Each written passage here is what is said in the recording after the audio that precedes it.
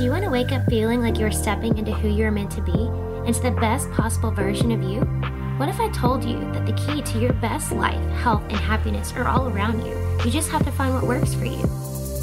I'm Hope Pedraza, and I believe that there isn't just one way to live a healthy and meaningful life, and that all you need is a little inspiration to make changes that last from the inside out. Each week, I'll be sharing tangible tips and inspirational interviews to help you on your journey. These are the steps to take to improve your life and live with purpose. This is Hopeful and Wholesome. Hey y'all, welcome back to Hopeful and Wholesome. I am on my little mini series here, my case study series, talking about what my clients are doing differently to get the results. In the first episode, you can go back episode 191, and I talked about my client who's dealing with ovarian cysts and estrogen dominance and all the things that we did to help overcome those things and what her protocol looked like that was different than, other practitioners or other methods that she's tried. And that's really my goal of this series. And I know I explained this in the last episode of this series. But my intention is that you are able to hear these stories of healing and transformation, and that it's just kind of plant little seeds of hope for you. Because I know that sometimes I can say, like I say all the time, healing is always possible. And I know that those words don't always feel authentic, even though they are. But I want these stories and these scenarios, these people that are actual people, to just be proof to you. And really and truly, I think sometimes when I've had multiple conversations about on the podcast about subconscious beliefs and that kind of thing. And I think so often our subconscious is really the thing that's holding us back from the healing that we're looking for, because we've either feel like we've tried it all and nothing's worked, or it's just, we haven't seen evidence of it, right? And so it's hard for us to say that it can happen. We haven't seen evidence of it. And our subconscious is like, well, I've never seen that, so it doesn't exist, right? And so many people who come to me, that's kind of the way the conversation goes is they might be a little bit skeptical or just, saying like, well, I mean, I've never tried this before. And sometimes it's like, okay, I've never tried this before. So, hey, what have I got to lose? And sometimes it's like, well, I've never tried this before. I don't know. Right. I'm kind of worried because it's an investment in time. It's an investment of money. It's an investment of your energy. So it's totally understandable for there to be skepticism involved. But the point is, I want these episodes to be the proof that your subconscious needs to see that it's possible. And that a lot of times the healing that you're looking for is really just on the other side of you trying something that you've never tried before, something that seems out of the ordinary or something that is out of the ordinary. I'm not saying that what I do is conventional, because it's not. I know that it's not. But I think sometimes we just need proof that it exists. And so I want this series to be that for you. So in this episode, I'm going to talk about another client of mine.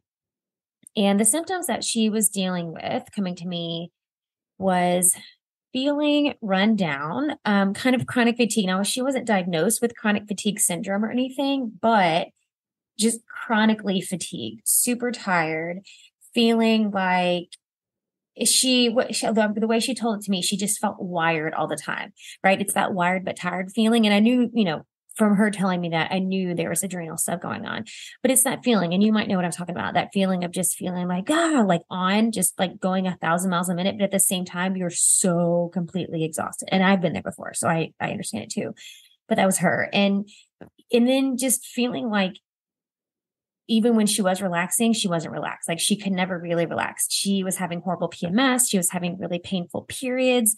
She was having trouble sleeping well at night, but then just, again, being super tired during the day.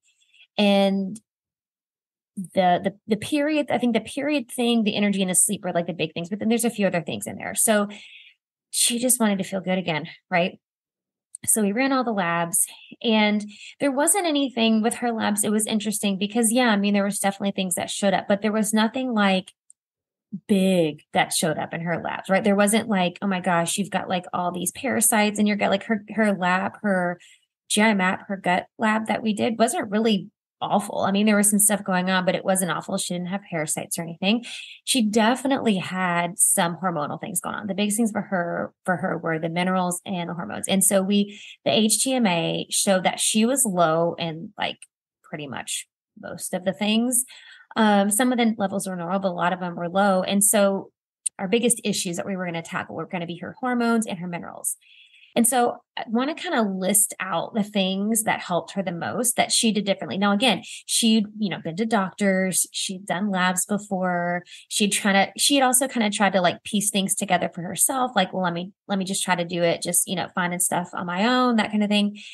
And she was one of those that, and I've had a handful of clients. She sent me a random message on Instagram. I've never talked to this person ever. We never, interact with each other. She messaged me and see my content or whatever. We had a call and then boom, that was it. Like she just was ready. And so I think the biggest thing for her, like coming out on the other side, was building routines. Like she's very detail oriented, very routine schedule oriented. And I wanted to kind of build that into everything that we were doing because she was good at being consistent with things, but we wanted her to build in some new things to be consistent, right? So I think the biggest thing as far as the consistency was her nighttime routine and building her nighttime routine. And our last call together, that was really one of her biggest wins. She was telling me that she felt really accomplished in sticking with her nighttime routine. And she would do some stretches and she would do her like detox practices, right? She would do kind of some like mindfulness. And that's the big thing for her. The mindfulness part was hard for her. And her nervous system was a total wreck. And so we had multiple conversations about like, girl, like we got to get your nervous system wound down. We've got to calm you down. But it was hard for her. Like meditation was hard. Sitting still was hard. And so I didn't jump straight to the meditation. I'm like, yeah, of course I would love you to meditate. But if it's more trouble and more frustration sitting there trying to meditate, then like that defeats the purpose, right? So for her, I had her do more active practices. Like, okay, can we incorporate breath work? Can we do some journaling? Do like some yoga where it's like we're still moving, but it's still being mindful, right? Still mindfulness practice. And that's what she did. And that worked wonders for her. So yeah, she didn't jump straight into the meditation. And I think sometimes when, the nervous system piece is huge. And I did a post about this. I don't remember when it was. Maybe, I don't know. It was maybe last week.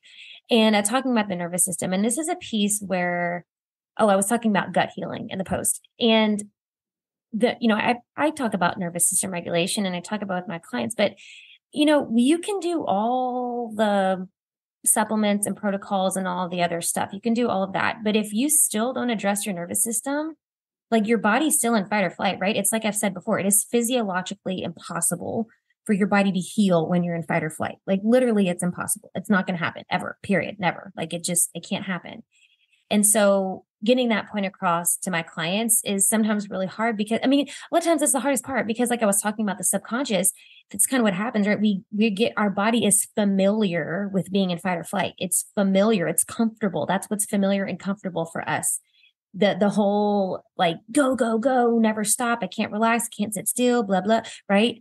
That's what becomes comfortable. And it's hard to get out of that. It's hard to unwind that. It's like when you wind a clock up too tight, like it's hard to unwind that. And so jumping straight to like, yeah, go meditate for 45 minutes to someone who's like, that's what their nervous system is doing. I'm not going to say it's impossible, but it's very rarely is that going to be a successful way to do things. And so I knew this with my client that I'm talking about now. I knew it wasn't going to be a thing for her. And honestly, she wasn't the client I talked about in the last episode. I talked about how she was more, what is the word I used? More spiritually inclined, right? So she was kind of into a lot of the spiritual practices that I do. And this client that I'm talking about this week, she wasn't really, not that she was opposed to it, but it just wasn't a part of her really. Like it wasn't what she was used to practicing. And so I knew that telling her to just go sit still for a while when it's like, she can't even sit still, when she's trying to go to sleep, she's not going to sit there and do meditation. I knew we were going to have some other things. So anyway, all of that to say is we did finally get her to incorporate some of these mindfulness practices. And then she built it into her nighttime routine. So she had this whole routine that she built at night. And that in and of itself transformed her sleep. like sleeping more soundly, sleeping longer, waking up, not waking up feeling like you never went to sleep, right? Because that was one of the things we talked about. Sometimes she's wake up and feel like she never went to sleep. So that was a big thing for her, was the consistency in the nighttime routine, and then just getting everything else into routine. And for her, eating enough protein and eating enough throughout the day. She has a busy job. She's on her feet all day, and she's kind of going from, one person to the next in the job that she had. And so being able to build in some things throughout her day that could help her, so she's not going the whole day without eating, right? She's able to keep her blood sugar stable. She's able to get in the protein that she needs so she can hold on to muscle and, keep her energy up. And she really, the other piece for her that, and we tweaked this while we're working together. And then, our last session together told her she could kind of start working it in, but she really she had a Peloton, and she really liked doing the Peloton, right? There's a lot of high intensity workouts that she liked to do. But, when we're working together, I'm like, your adrenals are so shot right now. Like, high intensity workouts are not going to be conducive for you. And she would say too, like, she'll do these high intensity workouts and then it would take her forever to recover, and she would just be totally drained. And so I had her stop her high intensity workouts for a while. And that was really helpful for her. So just sticking to low intensity. She didn't stop exercising, but she just did low intensity stuff. So she did a lot of walking. She would do like some biking outside and just low intensity workouts, like yoga type workouts on the Peloton. And just so she could still move and work on her strength and all that, but not doing the high intensity workouts. And it's crazy to me. This is what's crazy to me. Because I mentioned she'd been to doctors, she'd done labs and stuff before. And it's crazy to me, which, doctors don't really, they're not really checking your adrenals. Maybe some doctors do, but, they're checking some things that would give an indication of how your adrenals are operating, but they're not directly checking your adrenals like I do, unless you're going to like a functional practitioner. But what I was going to say is I find it crazy to me that these are not the conversations that doctors are having with their clients or patients. I just find it crazy. Because for me, that's the first thing I tell my clients who, when we look at their adrenals and I'm like, holy moly, your adrenals are like hanging on by a thread. Okay, first thing, stop the high intensity workouts, like period. It's, these lifestyle things that make such a difference. And the other thing too is, these are some things too that in another situation, another scenario with another person would be a healthy thing. Somebody with healthy adrenals doing high intensity workouts is fine, right? It's not going to affect them. But with somebody whose adrenals are hanging on by a thread or really struggling, that's a really big stressor on the body. And it's a really big stressor to the adrenals. So these lifestyle things are things that so many practitioners and doctors really aren't talking about. They're going to tell you exercise. They're just going to tell you like exercise is good, but it's kind of the same scenario as breath work, when breath work can be a good thing in the right situation or not so much a good thing, right? Because if there's certain types of breath work for some people with a dysregulated nervous system, that's going to make it even more dysregulated. It's going to like basically induce anxiety. And in other cases, that would be helpful if for somebody who has is in a freeze state, they need that active breath to get them going, right? So this is where there's so many nuances in protocols and how people's bodies heal, right? You can't, that's why there's no such thing as a one size fits all. Like you can't do that. You literally can't do that. And that's really honestly another reason I wanted to do this series going through a handful of my clients, is just to show you how you really do have to customize the protocol for you and your body and where you are in life and all of that. Like you can't just do this one size things. And I get people that, I talk to people and I have calls with people who they just want me to give them the answer. And there is never an answer. Like it's never one thing, and there's never the magic pill. There's never, there's just not, I don't have the magic answer. What I do have is all of my knowledge and training and education in building a customized, scenario for you that can get you moving in the right direction. Because I also have to say that these clients I'm talking about, a lot of these clients, they had crazy good results and they had really impressive transformations, but they didn't leave me a lot. Now I do have some clients who do, but I'm saying a lot of these clients, they don't leave me in perfect shape. Their health is back to perfect and everything's working great. And their retests look perfect. They don't, because it's still a process. And actually this client I'm talking about now, that was one of the conversations we had on our last call, because we talked about her wins and we talked about all the things that worked. We talked about how, what things are different and what's changed. And then looking at some of her labs, she still had some things that needed some work, right? There were still some areas where we wanted to improve on how her adrenals were functioning and some of her hormone levels.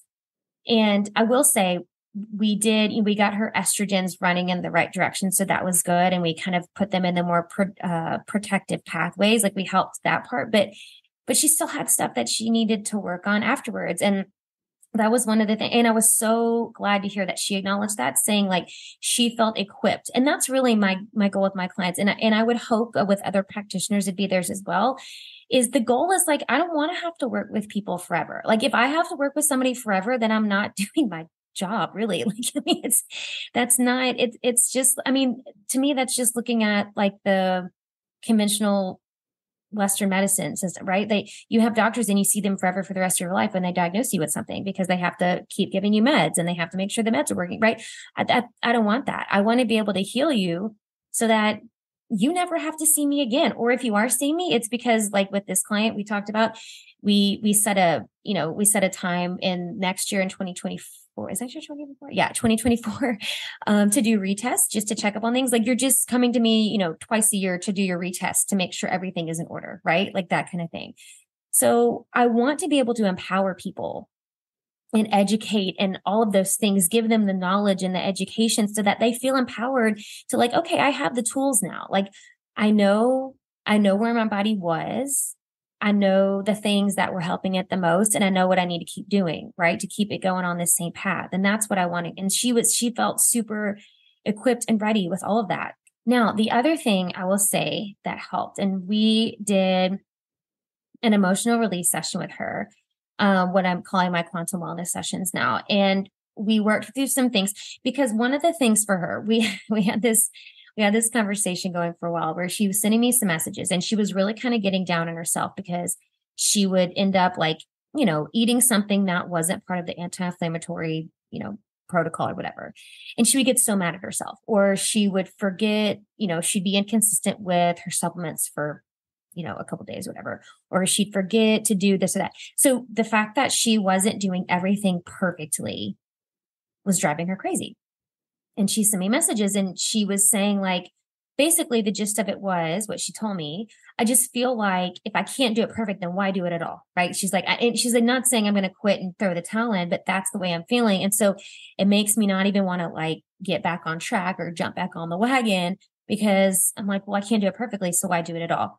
So we went back and forth with some messages and we talked through some things. I was looking at her human design and found some interesting pieces where I'm like, okay, like this is showing me some things. And one of the big things, and we ended up talking through some things that's coming up for her a lot too, was her feeling this perpetual need to feel like she has to prove something. And that's what was coming up for her. This perfectionism thing was the need to prove. And this was coming from her heart center, her ego center, and her human design. And she did admit, like, this is a common theme. She's like, this is a common thing. It was when I was in school, when I was a kid, like this has always been a thing. I feel the need to prove myself, prove that I'm whatever, worthy, successful, I'm perfect, right? So I gave her some journal prompts and some things to kind of focus on. And we did end up doing this emotional release session. And this was something she had never done before. And again, she wasn't as spiritually inclined as my other client that I talked about in the other episode about the case study episode, but she was open to it. And that's really what I love. Like, I don't necessarily feel like I have to work with everybody who's like totally into the woo like me. Like, that's totally fine. But just people who are willing, again, just willing and open-minded to be like, you know what, I'll try it. And just to have enough of an open mind to try something new. And so that's where she was. She was like, yeah, totally. Let's do it. Right. She was into it. So we did this emotional release session. And that was one of the things that we kind of picked up on this, and what the emotion that she ended up finding in herself when, we go through this whole hypnotic process and we identify it and all the things. The emotion for her was fear. And that was what we picked up in her. And it was kind of a gut feeling of fear. That's where it was. And so we talked through this, and it was, fear of the unknown and fear of disappointing people and fear of not being enough. Like, it still went back to this whole feeling we need to prove, right? And we kind of talked through it and worked through that. And so for her, when we got done with the session, the feeling she felt was relief. She said she felt kind of lighter. She felt more peaceful, but she felt really, I think it was the confirmation, like just like being able to identify it was confirmation, like feeling that that's what's been bothering me. It's this fear, right? And being able to have that to work through. And I did give her some like exercises and prompts and stuff to kind of work through that more on her own and kind of journal through some things, which was super helpful for her. But it's kind of like when I go through the labs with clients and we're doing the session where we go through the lab results and stuff. And I think so much of the feelings that come up when we're looking at the labs is like, oh my gosh, at least now I know. It's like the confirmation of, okay, I'm not crazy. I'm not making things up. It's not in my head. Or, some of the things doctors have told them, like, oh, it's just in your head or whatever, right? So it's confirmation. And I feel like with these quantum wellness sessions that I do, or we identified this emotional release process, it's kind of the same thing where you're able to identify it. And it's like, once you can identify it, that's when you can work with it, because otherwise it's like, you're just wondering like, God, what is this nagging thing bugging me, right? What is it? When we're able to identify the emotion, that's when we can acknowledge it and work through it and release it.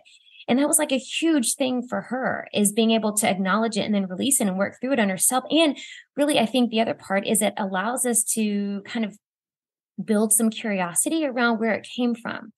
Like what are the stories around that? Like, where did it come from? When did it start? What stories are we telling ourselves why we have to hold on to this emotion, right? Because as I've mentioned in so many of the episodes where I've talked about stored emotions, and this series I did about the chakras, I talked about how when there's an emotion stuck or stored in one center, it prevents all the other centers from working as well, right? And it just prevents the flow of energy through the chakras. And for her, the funny thing is, say funny, not like funny, haha, ironic thing is that fear, this is an emotion that lives in the root center. Your root center is the center of our safety and security. And guess what? Glands are associated with your root center. It's your adrenals. So of course she was having adrenal problems, and her adrenals were just totally shot. She had this fear living in there, right? And that was blocking the flow of energy. And she didn't have that safety and security she needed to let the energy flow through, because that's your base chakra. Your root chakra is your base chakra. So it's going to affect everything else. So like the things we were able to put together. And then she said that even after a session, she was like, of course you hit the nail on the head with everything. Like it's just crazy, like putting all the pieces together and connecting the dots. And so that was a big transformational part for her, identifying that and being able to work through that. So yeah, at the end of our time together, she was able to see what was possible after releasing that emotion, after releasing that stored piece that was really blocking the energy flow. And it really allowed her the energy, because it was really, I would say up until that point, the consistency was hard for her, like getting into the routine, the consistency, which I knew that she needed. And we were really working on that. It was hard for her. But I feel like things really started clicking after that. And then, again, when we met our last session together, it was like, everything was like, oh my gosh, I've got this nighttime routine. I'm sticking with it every night, and I'm able to keep doing these things throughout the day. Like, so she was really able to build, she had that extra flow of energy, right? That had been stuck or stagnant or whatever. That flow of energy allowed her the energetic capacity to build on what she was doing, right? To have the energy to be able to do those routines and set things in place like that.